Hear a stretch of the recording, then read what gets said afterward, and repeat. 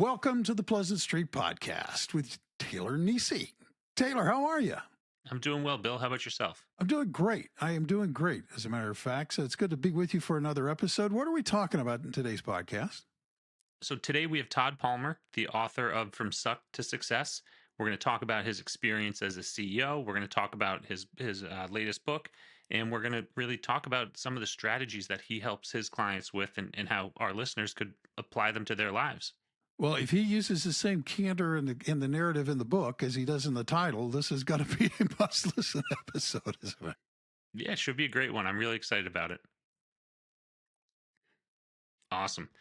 So today we're joined by Todd Palmer, an executive coach, a keynote speaker, and a renowned thought leader, author, and CEO who's committed to helping business owners tackle their obstacles and clear their path to success.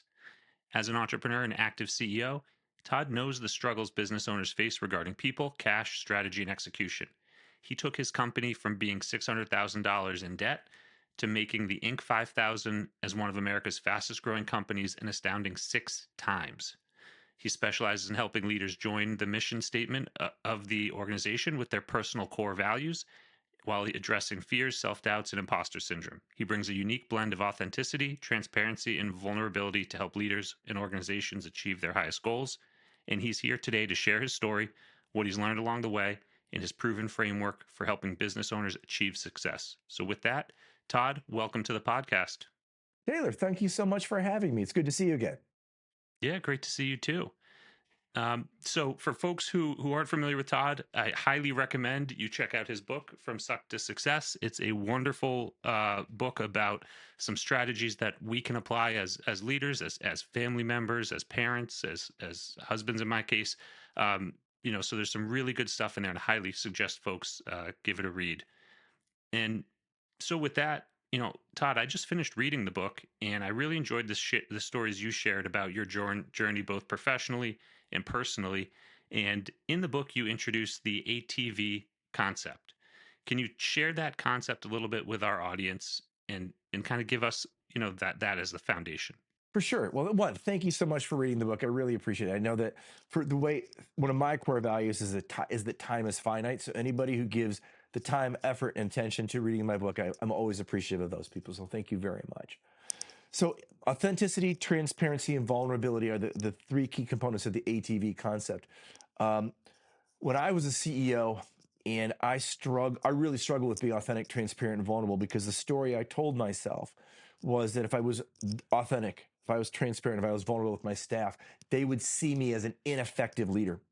And then my imposter syndrome joined that narrative, and it really prevented me from being those things. And I made a lot of poor choices. I made a lot of unfortunate decisions because I doubled down on my imposter syndrome. And the way my imposter syndrome showed up is I had to be all things to all people on all topics all of the time.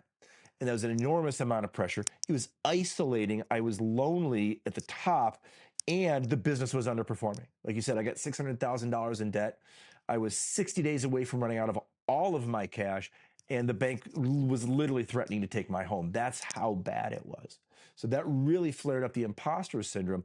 And as I was getting out of that, and I would tell people that story, because I was literally, knee deep in shame, guilt, and embarrassment. I wouldn't talk about those things. So I got out of my own way. I reached out for the first time in my career, and I hired my first coach.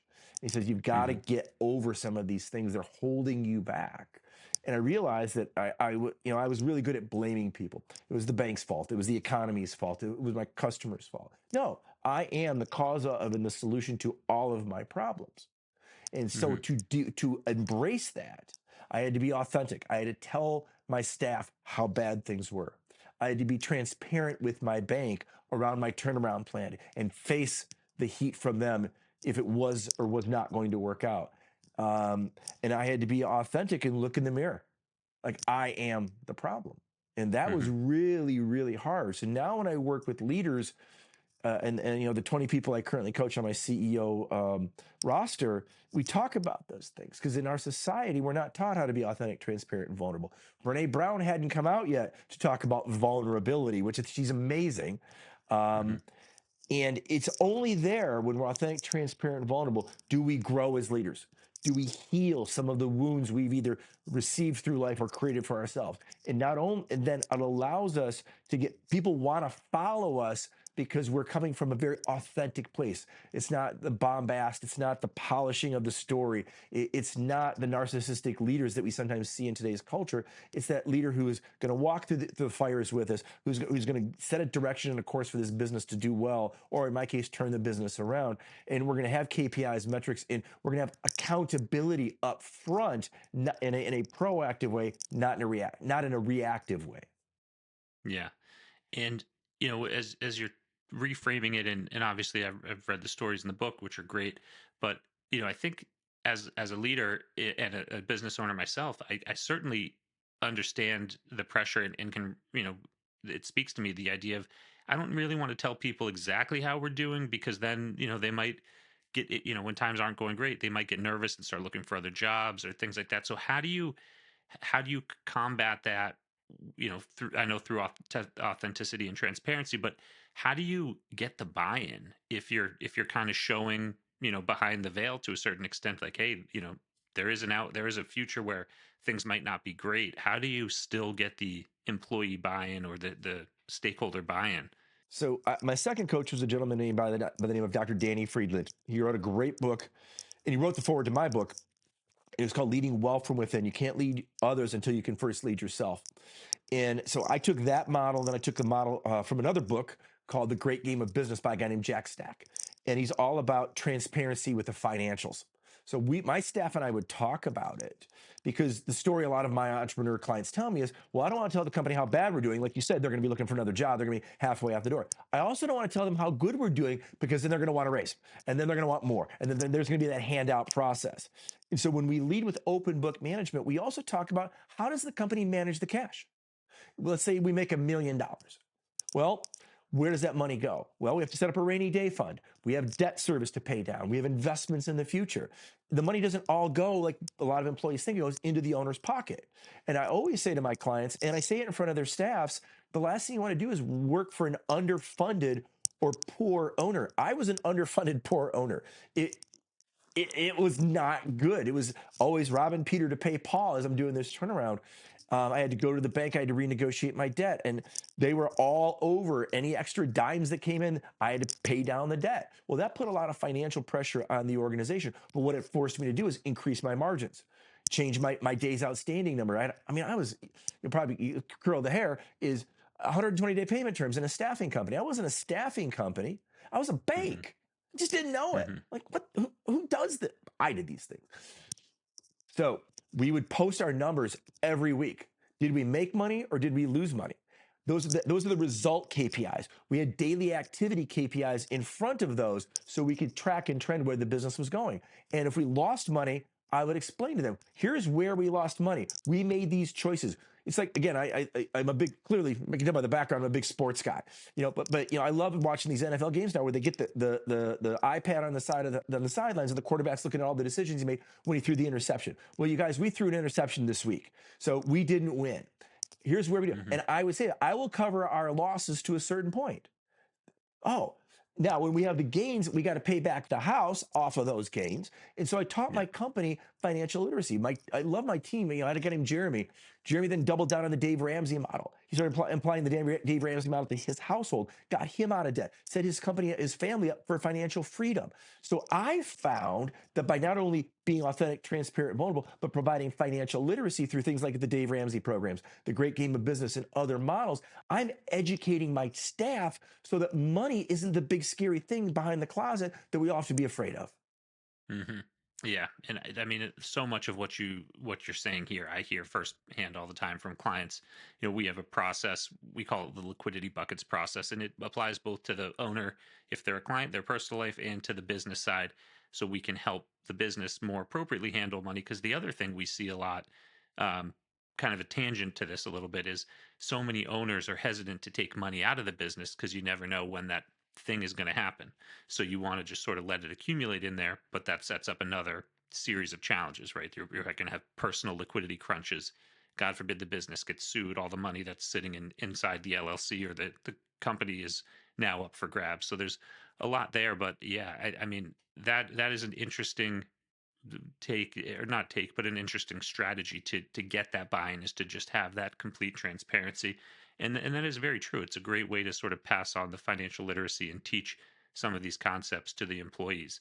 Um, One more thing I want to kind of talk about here is you shared some really interesting and personal stories about how you can apply the ATV concepts to your experience being a single father with your son and kind of some of those processes. So can you talk about that a little bit? Because I think so much of this, this idea of authenticity, transparency, all of that is really important at the workplace, but it also can make us or help us be better people, better parents, better friends.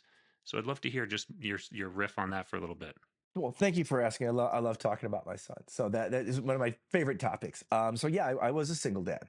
I got custody of my son when I was 22 years old, and Wow. all the the crap hit the fan. When I was in my early 30s, and I didn't want to talk about it. Why? Because I was embarrassed. Like what? Hmm. I'm trying to raise this boy, and I can't. I'm worried I'm going to lose the roof over my head. The bank is saying we're going to take your house, and I finally had to come clean with him, and he was angry at me. He's like, he goes, you're reckless. You're reckless. Because I was. I used to Hmm. believe like I can fix any problem. I had this weird combination of overconfidence and massive insecurity.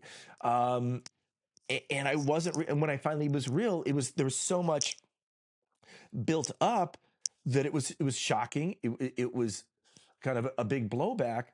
And it really set him, it really it interrupted our relationship for a while. As I talked about in the book, we went through a period where we didn't talk. Um, but that was on me. I am the Hmm. cause of the solution to that problem. He's a boy, and he Hmm. he telling myself the story that he couldn't accept it and that he wouldn't understand it was all because I didn't want to talk about it. What I've Hmm. learned is when we talk about our deepest pains, our deepest fears, and that's where the growth edge sits. So Hmm. now my son's 34, 35 years old. He's a CPA of all things. And we talk about this stuff all the time now. And we talk about his clients and some of the struggles they go through and his relationship with money. He's very fiscally responsible, unlike his father. So um, the apple did fall very far from the dysfunctional tree. Hmm. And he's conservative in the best of ways. And he's looked at now doing some other deals on his own and buying some practices. Um, my job is to be his father, not his friend. And Hmm. sometimes as a father, I have to teach him things from my mistakes. And we moved into that realm in his mid 20s. And I would talk about like, this is how we got here. These are the choices I made. And this is the bet I made that didn't work. Or this is the gamble I took that really helped us scale. And this is how I wasn't managing the cash properly. And I wasn't leading my team effectively. And Hmm. here's the choices I made. And it's been fascinating to watch now that he's a leader in the organization that he works for, how he treats his people with so much authenticity, transparency, and vulnerability. How he's taken some of the things either through osmosis or through my experiences. And he read the book and he's in the book. And it's super important for me as a father that he doesn't replicate the same mistakes. My next book's called Traumapreneur. And in Traumapreneur, we talk about the chain of trauma and how it transfers from generation to generation to generation. And I want to break that chain of trauma. So how do I do that? Taylor, I have to be honest. I have to be transparent. I have to be authentic. I have to be vulnerable. And I have to lay out, these are the choices and decisions that didn't work out well. I'm in my new marriage and I've got a daughter now. And we talk about these things. And she's like, Hmm. wow, other parents don't talk about these things. Like, yeah, I got to be honest with you. My job is to be your caretaker and your provider. So if I'm going to say no to you on something, I want to be able to explain to you why. Either we're not going to do things to an excessive level, or there's not money for that. And here's why we Hmm. don't have the money for that. Or I travel a lot now working with workshops and EO groups and YPO groups and coaching my clients. If I'm going to be out of the household, and I'm going to be taking time away from helping you with your homework, spending time with you and your mom, having family dinners with all of my kids. That's the sacrifice I'm making to go do these things and impact and improve people's lives. And here's the money we're going to share it. All those things Hmm. are now out there. There's no more me hiding behind the mask and the cloak of shame, guilt, and embarrassment. No problem. All right, so we're going to pivot a Sure. little bit towards the icky guy stuff. So, well, Todd, thank you so much for sharing that. That's really interesting perspective and something that I think all listeners can take away, whether you're, a successful entrepreneur, a stay-at-home spouse supporting an entrepreneur, or just a busy, high-performing executive. So I want to pivot a little bit and talk about Ikigai. Now, this is something we use in our practice a lot for people who are coming up to a transition, whether you're retiring from a job, selling a business, or thinking about a career transition because you just feel like you're in a rut. So, for folks who aren't familiar with the concept of Ikigai, why don't you, introduce it to us, and then let's talk about why it's Yeah, important. for sure. So I got introduced to Ikigai through my coach, Dr. Danny, because I was pretty unhappy as a CEO. Believe it or not, you'd think, oh wow, you got out of debt, it made the Inc. list 6 times in 7 years as one of America's fastest growing companies. You should be feeling a lot of fulfillment and satisfaction and all those things, and I wasn't. I really wasn't. I feel like I just slogged through somewhere between a marsh of ick to the coldest snowstorms. It was just the hero's journey was a real struggle. And for me, the Ikigai, it takes, what do you do well? What do you like to do well? And basically, what will people pay you for? And when I did it, I didn't believe it to be true. So I came up with, well, I love to help people. It's energy giving, it's rewarding, but no one's going to pay me for that. No one's going to pay me for that. They're going to pay me to produce something. Like I would produce a product. I'm going to produce a service. I'm going to produce something. And when Danny and I were working on it as my coach, we really dug into, what in that when the 3 Venn diagrams overlap in that center spot, what is that? And for me, that was going back to the work I did with Simon Sinek, is to improve lives. So I really dug into what did it mean to me to improve lives? And we broke it down into for the Ikigai, I can do it anywhere, at any time, with anyone for a fee, or I can do it for free if I want to. What Ikigai taught me was you don't, people say, well, what is your purpose? Well, my purpose is I work hard to take care of my family. I'm sure you hear that all the time in your line of work, Taylor. Well, your family, I hate to say it, but your family can be taken away from you. So if your Ikigai and your purpose sits on one person or one grouping of people, it's not really a pure Ikigai because it can be taken away. So the work I do now is like helping people figure out it's bigger than you. So I love the Ikigai model. I also created my own model I call it the Zone of Genius model, where here's my why, improve lives. Here's my definition of success. And when they Venn diagram over in that one intersection, it's where I'm at my greatest. And if I can live my life 85% of the time in my Ikigai or in my Zone of Genius, it's a good life. There's always going to be that 15% of life that's not fun. That's okay. But at the end of the day, when I transitioned out of being a CEO and moved into coaching and writing and speaking in workshops, my internal happiness meter spiked. I love my life now. I didn't always love my life. I love my work. I could do things. And what that does is it makes me just be a going back to, authentic. I just did 6 workshops in 3 days in California. I averaged a 9.4 out of 10. I got of the 6, I got 3 10s out of 10s. And I was pumped up. I had done a 12-hour day and I was off the charts with enthusiasm and energy because that's where I should be. What we'll often do is we'll talk ourselves out of living our purpose, and we want to we replace it with security, dependability, reliability of a job. There are all entrepreneurs need people who do that work for us. But for me, when I figured out that Ikigai piece, and I help others figure out their Ikigai piece, and the light bulb moment happens, and they take that risk and they try it, and they stumble through it, and they start building that life. I'm sure you've seen it where people sell their business, and their identity is so immersed in enmeshed with that business. I sell a business on a Friday, wake up on a Monday, who am I? So I think, going back to your question, I think Ikigai is so important. So if you are going to exit or sell your business or change careers, where you want to go to next, and if that's really immersed in your Ikigai or your Zone of Genius, that transition's a lot smoother than the person who gets a bag of cash. Nothing's worse for an entrepreneur to have too much time, too much money, too much freedom, often equals too much trouble. Yes, exactly.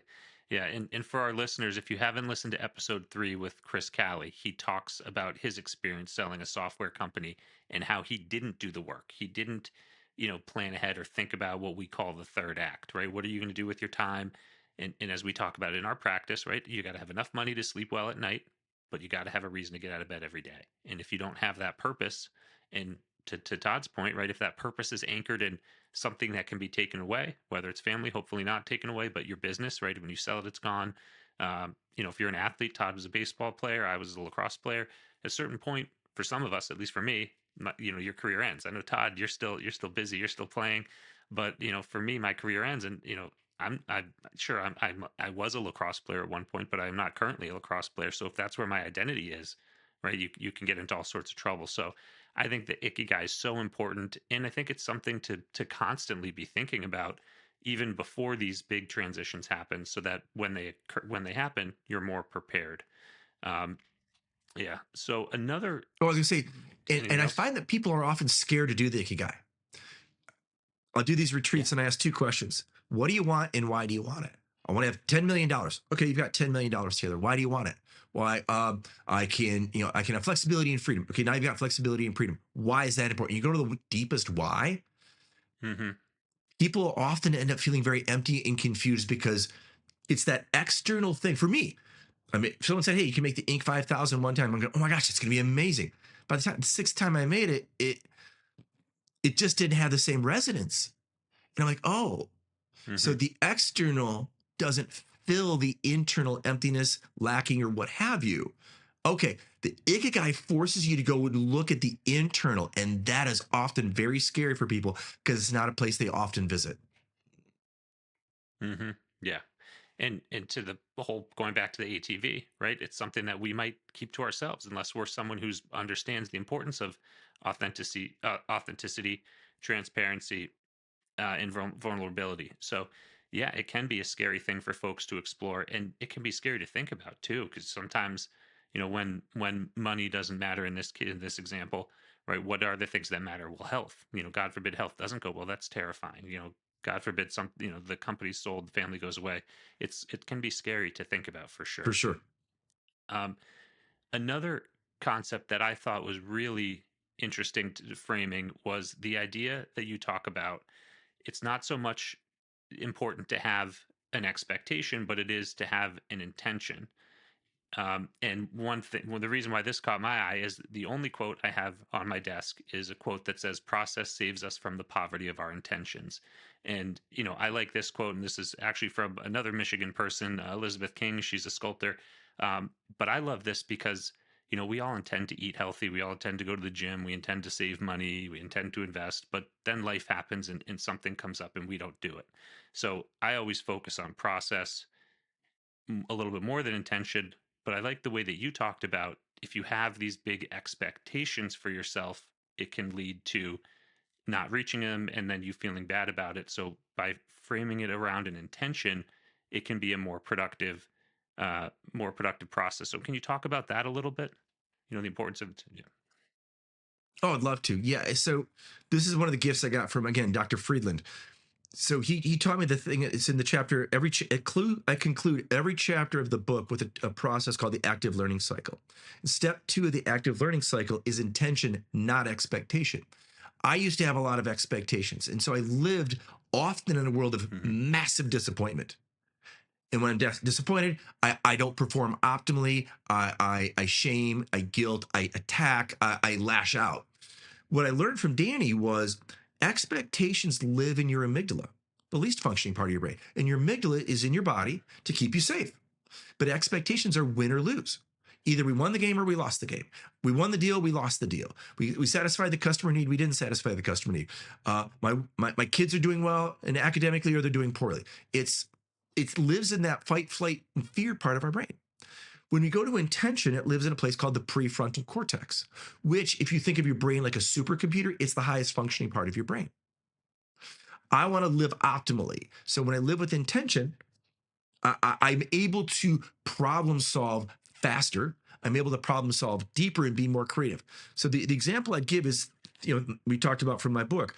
So the active learning cycle starts from what is your current reality? What is your biggest issue? Well, my biggest issue, I was $600,000 in debt.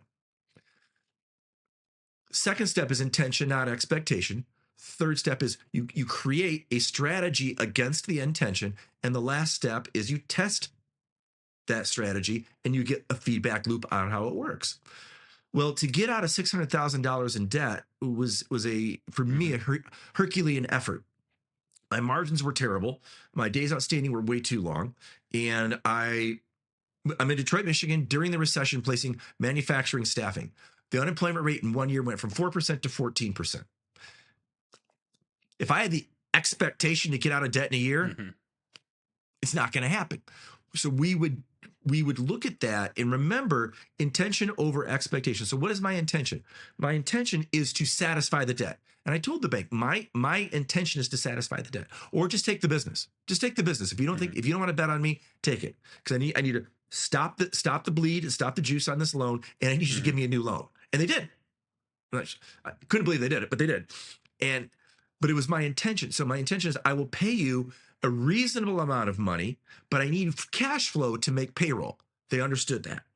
So, and what is my intention? So then my second intention is I need to move my days outstanding from 120 days to 14. So I changed my payment terms and whittled those down. And then third, we have to get more customers. Well, how do we do that? So my intention is to get more business. Detroit was not a fertile market during the automotive recession. So where did we go to? We went to Grand Rapids, Michigan. We went to Chicago, Illinois, and went to Houston, Texas. Other markets that weren't so automotive dependent to get more clients versus doubling down on my expectations. I'm going to pay this debt off in 2 years. I'm going to go out and get as much manufacturing clientele in Detroit, and I'm not going to look at any other options because I know this is what we should do. Well, that would have sunk the company. So by staying in intention, using my greatest thinking part of my brain, I was able to what's called rapidly iterate. I could take it. We used to call it who was the loser of the week. Most people were like, who's the winner of the week? And my staff and I would play games every day. What can we learn? Where can we grow? Who got the most no's, not who got the most yeses. And we would champion that. And we learned, okay, in Detroit, when we come out of this recession, these are the top 3 categories manufacturing is going to hire for. They're not going to hire for them yet, but that's what they're going to hire for. So we started building an inventory of all those candidates that were on the marketplace. And then we started selling them back into market. And magically, companies said, we're on a 2-year hiring freeze, but call us up and say, hey, I just read this resume of this Taylor guy. He looks pretty cool. We will probably need him. And we think we're getting a different, they moved away from automotive manufacturing to aerospace. And we're going to need Taylor to come in. I know we said we're not going to hire, but we want to meet Taylor. Here's my contract with 14-day payment terms at an increased margin because I had something you wanted versus calling up, we're not hiring. Oh, feel so defeated. So let's take that information and use it. So again, expectation sits in your amygdala. Intention sits in your prefrontal cortex. It allows you to think through things quicker and handle and absorb the disappointments or the losses and reframe those disappointments as losses, not as failures, but as learning.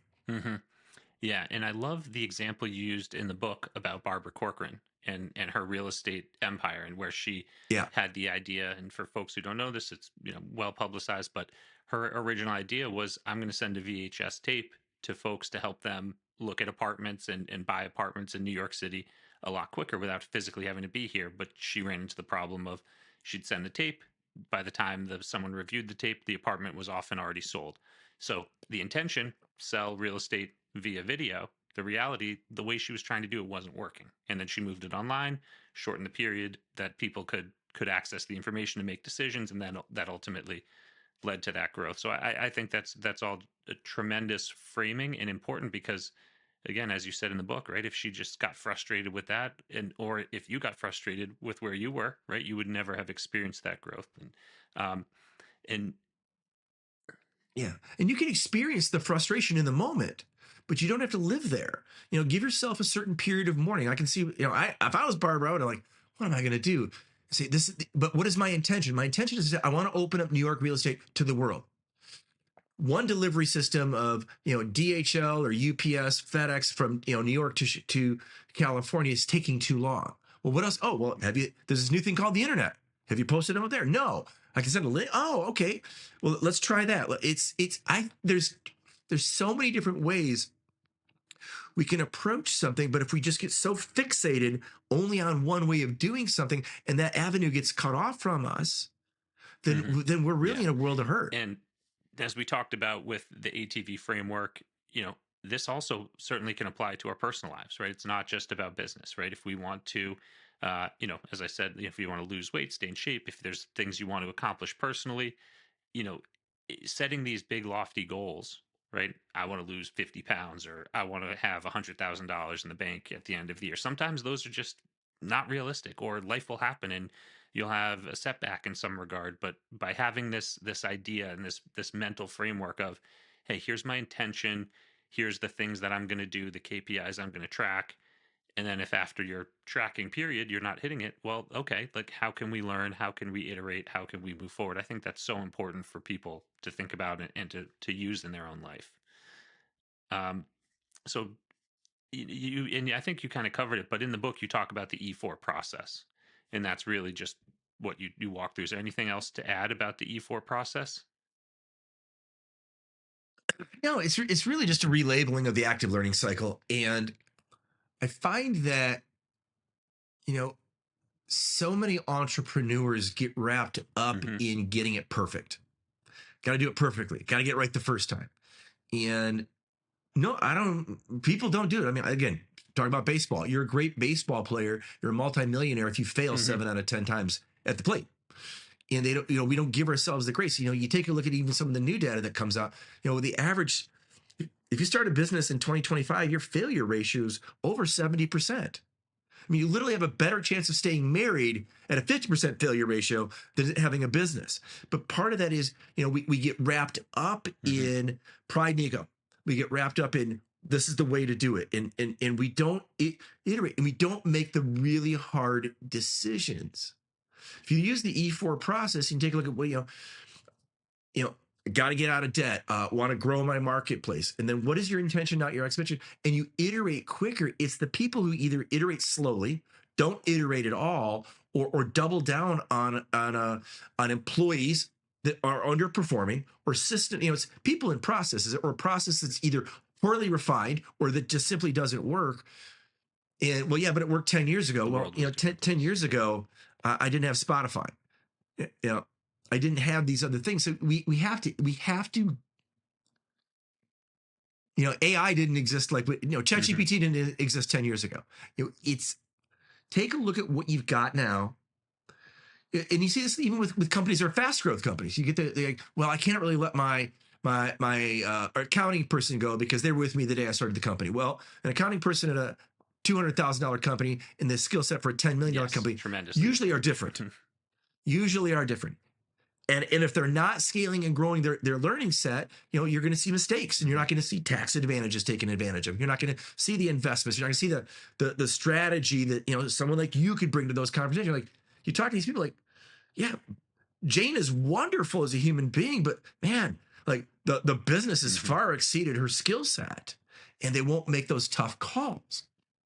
There's so many more things that people could have if they were willing to lean into the discomfort of these decisions, and they just peel off and often stunt their own growth. There was one line in the book that really stopped me in my tracks. And I think I had just put the kids down for bed and I was cleaning the kitchen, doing all the evening activities. But I had to stop and listen to it a few times. It was the same principles, and this was the quote: the same principles that help us lead strong businesses can help us lead to a greater purpose in our personal lives too. And isn't that most important? What good is having a strong business if we don't live a life of purpose and passion? And to me, this is so important personally because we see it all the time with our clients. Going back to the Ikigai concept, as people achieve success, perspectives can shift. So the things, maybe your why might shift when you're starting a company versus sort of hitting that level of success. And people also face hardships, as we've talked about, right? Life, that 15% of life can be uncomfortable, and sometimes very unfortunate things can happen. So, share with us, your perspective of the importance of life by design, and how, what your thoughts are around how we can live a life with purpose, or how we can start to design our life of purpose. Well, it really comes down to, I see so many people move the goalposts. I'll be happy when I have a $10 million company. I'll be happy when I have a $20 million company. And then they get there and they just move the goalposts out, and they move the goalposts out because they don't want to do the internal work. I was one of those people. Like, if I just do this, once I achieve this, then I'll get the internal satisfaction. And for me, that wasn't true. And it was so much of an inside out job I had to do around redesigning my ikigai, redesigning my life by design pieces, figuring out what gave me joy, what gave me satisfaction. And I get much more joy and satisfaction now watching my clients succeed than when I succeeded. You know, I think that's kind of weird. You know, like you do these things and you get these accolades and you get these acknowledgments. Mm-hmm. Nobody remembers. I remember telling my mom I made the Inc. 5000. Mm-hmm. She's like, I don't know what that is. I'm like, well, it's kind of a big deal, Mom. You know, it's kind of didn't have a clue. I was part of an EO forum at the time, and we made it like okay, that Nick, nobody cared. All the things I thought I would get, that I would see in movies or TV shows, like, oh wow, nobody carried me around on a chair saying how awesome I was. Now, when I work with someone in the room, and there was a guy I worked with in EO Connecticut. He put a nice testimonial. I worked with him one day for 1 hour. And he put a testimonial onto my LinkedIn profile of how that 1 hour conversation, how I helped him get unstuck around something that was really important to him using a technique I use called reflective inquiry, changed his life. Like, that to me is just dropping a pebble in the water, and what ripple effect, since I've changed, according to Dan, his testimony to me is I changed his life. What ripple effect is that going to have? So that's going to change Dan's life. He's a husband, a father, an entrepreneur, a leader in his community, in his EO communities. Wow. Like, that gives me such much more satisfaction. But I had to learn those things. But it's an inside out thing. Because like my imposter syndrome, I kind of imagined it like the size of a basketball. That was my black hole of emptiness. Well, the more I did the internal work, then that black hole became a softball, became a hockey puck, became a golf ball. It's still there. Yeah. But the noise is quieted. The joy is increased. And it wasn't from getting more money. All the things that I thought the society was telling me was going to give me this sense of satisfaction wasn't true. Have this, someone who's going to be listening and say, oh, this guy's full of garbage. I can barely make a house payment. Hey, listen, it's great to have your baseline needs met for food, clothing, and shelter. If you have plenty of money, you have to worry about your next mortgage payment. I get that. I totally get that. But as you move up Maslow's hierarchy of needs and you get to self-actualization, that's the internal work. When you've got plenty of friends, when you've got plenty of connections, you've got enough money that you're not going to be worried about paying next month's mortgage, then you have to really look in the mirror. And that's the hard place to look. Yeah. And if you're not clear about what that passion and purpose is, right, you might be actually closer to it than you think. You might be in this position to pursue whatever those other things are, so that you're not hooked to this, whatever it might be, this hamster wheel, this other thing that you do every day to get closer to what you think is important. But in reality, it's not important, and there's just a disconnect there. So I think it is so critical. We constantly revisit goals with our clients, and we're constantly exploring some of these questions, like the Dan Sullivan questions, right? What does success look like 3 years from now? Where do you want to be in 5 years? All that type of stuff, because it's so critical, whether it's financial planning, operating a business, right? Getting everyone to buy into the mission, or working with your spouse. Like, hey, kids are going to move out of college soon. We're going to retire.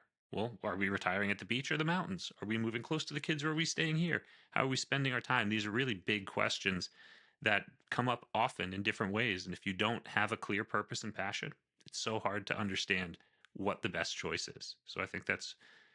Yep. So I love your comment about the emptiness. I see this so often where they don't have a real plan, or they each have a plan that they've never talked about. And one says, hey, well, I want us to travel the world. The other one says, well, I want to move back to my hometown where our kids live. You're like, wait a second. But what I find, and again, I wonder, Taylor, if you see this, is, or they don't talk about it because they're so afraid to be authentic, transparent, involved. Because what if you say no? What if we want different things? What if, and this is the story I see them say to themselves, what if you don't want me anymore? And that, like, all these fear monsters bubble up with super successful people who, again, have more time, more money, and more freedom than they've ever dreamed of. And they're afraid to go because what they've created through this pursuit of wealth and status and successes, now they have this roommate relationship at home. Yeah. And what do we do with that? And we do see this. We see this often. And it's something that there's tons of ways to work through it. There's tons of processes around it, but it all comes down to being authentic, getting it out in the open, having these conversations, having them early and often. And we have frameworks that we help guide folks through. So it's something that you should definitely be talking about, especially if some of these changes are coming, whether it's retirement, kids moving out, exit of a business. These are all times to be engaging with the people that you care about the most, and making sure that you're talking about your plan, you're getting feedback about your plan, and that will ultimately help you execute and navigate a plan that works for you. Um, so Todd, and something that you've mentioned a few times here is coaching and the importance of a coach. And we met through EO, the Entrepreneurs Organization. For folks who aren't familiar with it, you came out to an event in Connecticut to listen to Gino Auriemma talk. Um, so, why do you think it's so important for people to have coaches? Well, and at the same time, how do you think about a peer group? Is that the same as coaching, or is that different? And how is that a powerful tool for entrepreneurs? Yeah, so I really appreciate the question. So for me, um, I couldn't, if my life was a jar and I'm inside of this jar fighting my battles, trying to work out my banking issues and figure out my business stuff. Well, on the outside of that jar is a label, and I can't read that label from inside of the jar. The coach can read the label, and they'll see patterns in behaviors in belief systems that maybe served you well as an early stage entrepreneur, but weren't serving me well mid stage. Or again, I see this. Well, I don't understand why my spouse doesn't do what I asked to do because my employees do. Well, they're two different relationships. There's a hierarchy at the office. You're still in charge. You might have a real tight number two, but ultimately you can make choices. Where at your home, you have a peer. It's a different relationship.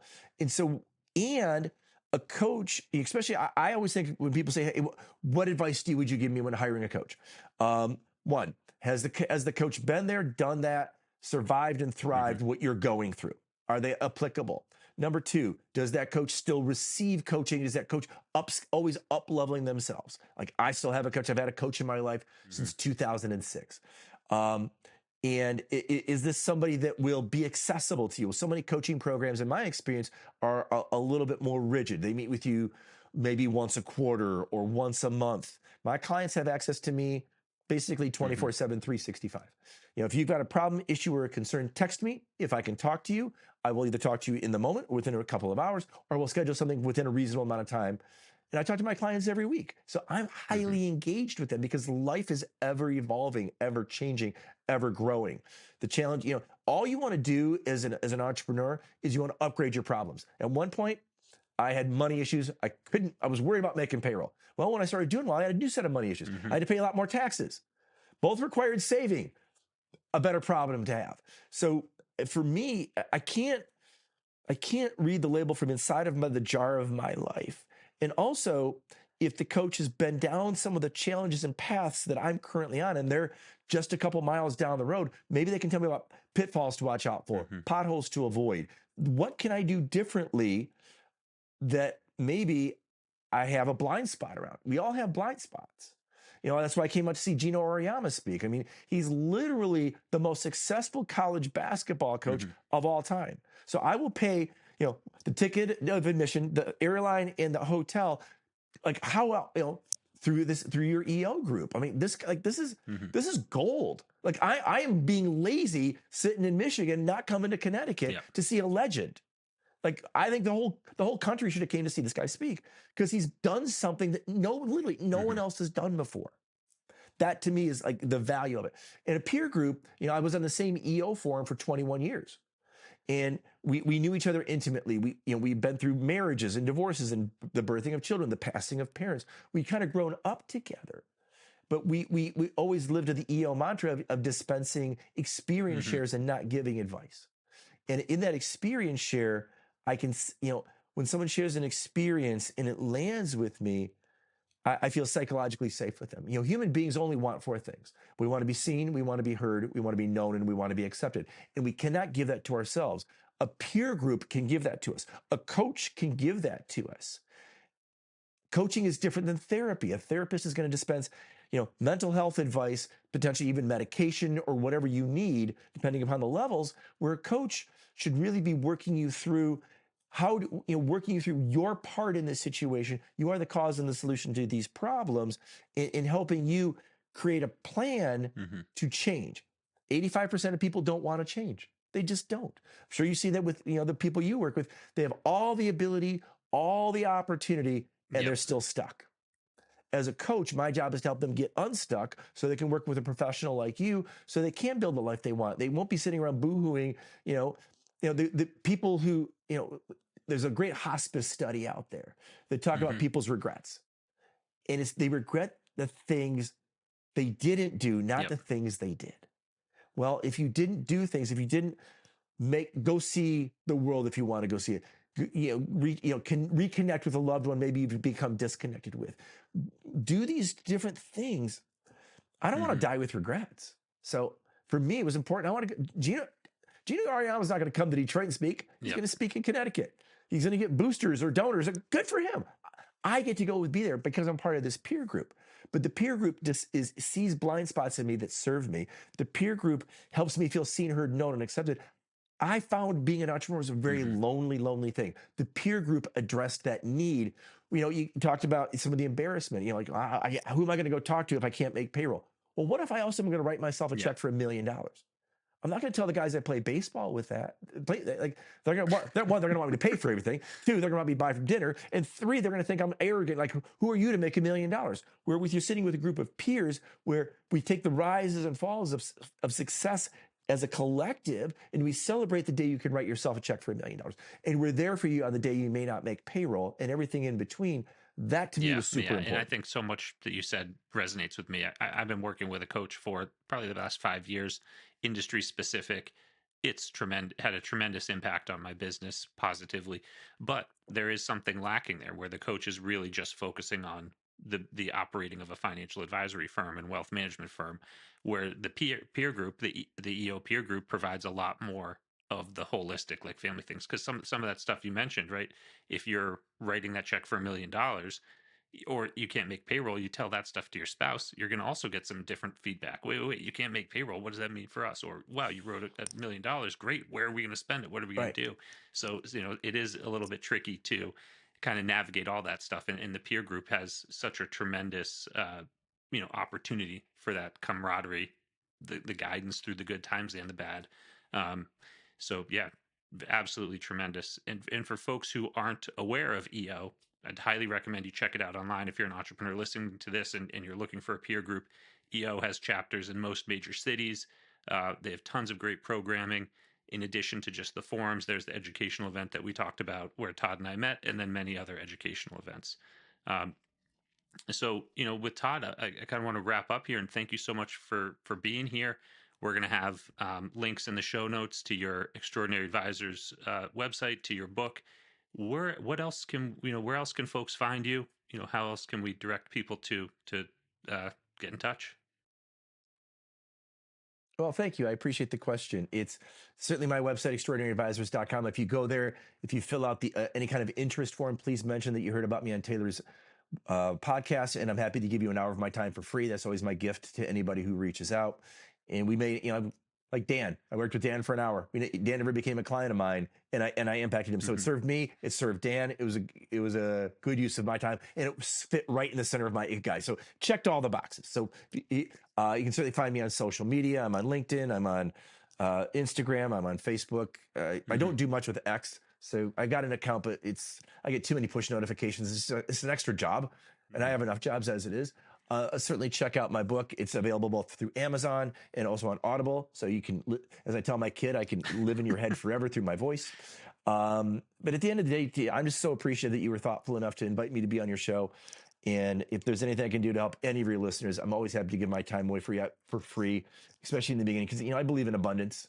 And it's in a space of abundance where lots of massive growth can take place. This was a phenomenal conversation. Thank you, Todd. Really appreciate you coming on the podcast and sharing your experience. And I, just as a amen to process, I used to work for a guy who, when I would go in and say, "This is how we're going to do this," he'd start screaming at me about he didn't care about the process. He just wanted to immediately have whatever he wanted to have, and it would be like telling somebody who says, "I want to lose 40 pounds. Well, okay, here's what you need to do." Well, I don't care. I just want to lose 40 pounds. It takes more than that. It takes some work. It takes some process. It takes it takes intention, but it also takes passion and a desire to achieve it. So thank you very much. And Taylor, before we wrap this up, we know how to get all to Todd. We know where he is and where he lives, and we can give him another job if we want to get in touch with him repeatedly. How do we get in touch with you, Taylor, if we want to have a conversation with you? Yeah, so in the show notes, you'll find links to schedule a meeting if you like. But the place that I point most folks who are listening is to our Strategic Wealth Scorecard. This is a wonderful tool for folks to quickly go through a couple questions and analyze how aligned is my wealth with my purpose, how aligned are my wealth strategies with what I want to accomplish in the future, and a number of other topics that are relevant to the folks who are listening to this podcast. So that's something that I'd recommend folks go through. You get an immediate feedback, and then obviously there's plenty of opportunities to schedule calls. And of course, follow me on LinkedIn for keeping up with all the content we have coming out. That's fantastic. The other thing you can do, listeners, if you're listening to the podcast and you're not a subscriber, become one. That's easy. Hit the follow button. The beauty of that is that every time Taylor drops a new episode, you're notified, and you can give that one a listen as well. I would also ask that if you like this podcast, tell people about it. Give it a like. Let people know about what Taylor's talking about here in his podcast so they can enjoy it and they can get the information as well. Word of mouth promotion is invaluable, and we certainly would very much appreciate it.